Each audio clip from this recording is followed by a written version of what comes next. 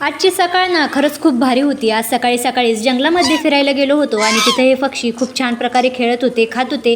त्यांना बघून ना खरंच खूप आनंद झाला. जेव्हा शहरामध्ये सुद्धा आपल्याला असं काही बघायला भेटतं ना, तर खरंच आनंद भेटतो. आणि त्यानंतर ईश्वरीला तर इतकी मज्जा येत होती ना, ती तर इतकं खेळत बागडत होती तर काय विचारायलाच नको.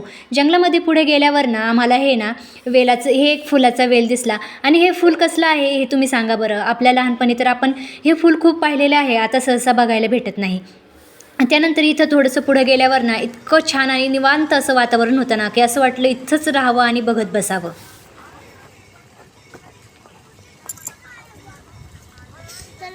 इतकं छान फिरून आलो तरी स्वयंपाक करणं काय आपल्याला चुकणार नाही हे माहीत होतं. म्हणून म्हटलं आज छान असा फ्रेश कढीपत्ता होता, कढीच बनवूया. आणि कढी आणि भात खायचं खूप मन होतं, तर आज कढीच बनवली. त्यासाठी मस्त अशी लसूण, हिरवी मिरची आणि कढीपत्ता, त्याचबरोबर कोथिंबीर घेतली.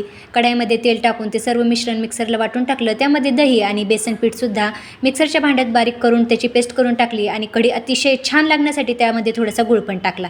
आणि इतकी भारी ही कढी होते ना, तर भेटूया पुढच्या व्हिडिओत. बाय.